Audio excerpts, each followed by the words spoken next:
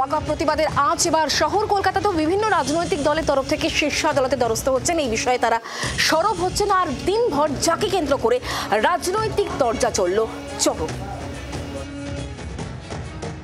कि हमारा इधर में 33% माइनॉरिटीज है तो हम क्या करेगा, उसको निकाल देगा।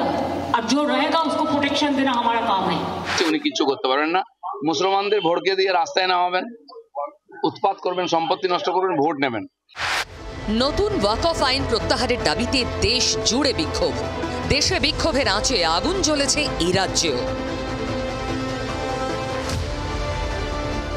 এই প্রেক্ষিতে সংখ্যালঘুদের পাশে দাঁড়িয়ে সম্পত্তি রক্ষার মুখ্যমন্ত্রীর বার্তায় তুঙ্গে উঠেছে তরজা।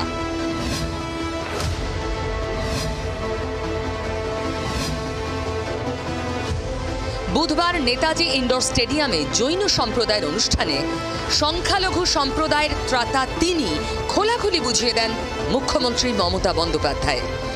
बांग्लादेश का बॉर्डर का सिचुएशन अब देखो, अभी नहीं करना चाहिए था, लेकिन हार्डली कुछ करने से कभी कभी दिक्कत भी हो जाता है। हमारा लिए दिक्कत है कि हमारा इधर में 33% माइनॉरिटीज है, जो रहेगा उसको प्रोटेक्शन देना हमारा काम है। সেই সঙ্গে রাজ্যে ওয়াকফ সম্পত্তি নিয়ে মুসলিমদের আশ্বাসও দেন। माइनॉरिटी लोगों को हम एक बात कहते हैं, आप लोगों को दिल में दुख हुआ है वॉकफ प्रॉपर्टी के लेके, आप भरोसा रखिए बंगाल में ऐसा कुछ नहीं होगा जिसमें कोई डिवाइड एंड रूल होगा। জানিয়ে পাল্টা মুখ্যমন্ত্রীকে নিশানা করছে বিজেপি। ওয়াকফ সম্পত্তি যেটা লুট হচ্ছে, কবজা করেছে মমতা ব্যানার্জির মুসলিম নেতারা, সেই ওয়াকফ সম্পত্তি ছেড়ে দিতে হবে, তাই বিরোধিতা। 370 ধারা হাঁটা বাস্তবায়ন বলেছেন, আমি বিরোধ করবো, করেছেন, কি করতে পেরেছেন? 3 তালাক ঘটে গেল, কি করতে পেরেছেন? সিএ আইন লাগু হয়ে গেল, কি করতে পেরেছেন? সেরকম ওয়াকফ যে সংশোধনী বিল পাস হয়ে আইন হয়ে গেছে, উনি কিচ্ছু করতে পারেন না। ওয়াকফ বিল নিয়ে রাস্তায় নেমে এই চাকরির যে এটা চলছে, দাবিটা চলছে চাকরি ফেরতের, সেটাকে একটু ঢাকা দেওয়ার চেষ্টা চলছে। 26-এর আগে বাংলায় তুঙ্গে ধর্মযুদ্ধ। ধর্মীয় মেরুকরণকে কেন্দ্র করে তরজা শুধু যুযুধান প্রতিপক্ষের বাগযুদ্ধেই থেমে নেই। এবার রামনবমীতে পদ্ম শিবিরকে টেক্কা দিতে আসরে নেমেছে ঘাসফুল শিবিরও। শাসক দলের নেতা, নেত্রী, মন্ত্রী, বিধায়ক থেকে সাংসদ রামনবমী পালন করেছেন সকলে।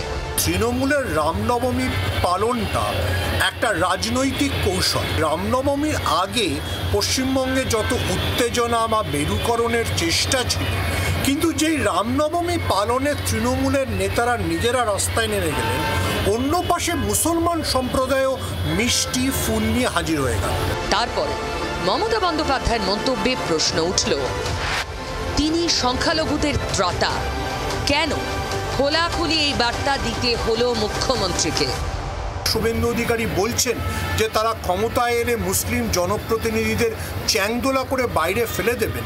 সেখানে মুসলমানদের মধ্যে যে আতঙ্ক তৈরি হয়েছে, সেটাকে মমতা বন্দ্যোপাধ্যায় অ্যাড্রেস করতে চেয়েছেন। এবং যেহেতু মমতা বন্দ্যোপাধ্যায়ের সঙ্গে মুসলমান ভোট গত প্রায় 1.5 দশক ধরে তার সঙ্গে রয়েছে, সেটা অ্যাড্রেস করাটা তার দিক থেকে খুব গুরুত্বপূর্ণ। চ্যাংদোলা থেকে ঠুসে দেব। দিন কয়েক আগে বেনজির বাগযুদ্ধের সাক্ষী থেকেছে বাংলা এবং তার ধর্মকে কেন্দ্র করে। ফের ধর্মীয় মেরুকরণ ঘিরে তরজা আরও একবার স্পষ্ট হল 26-এর বিধানসভা ভোটের আগে। যুযুধান তৃণমূল বিজেপির অন্যতম হাতিয়ার কি তাহলে ধর্মই? ব্যুরো রিপোর্ট, জি 24 ঘন্টা। বাংলার আওয়াজ, বাঙালির আবেগ, জি 24 ঘন্টা।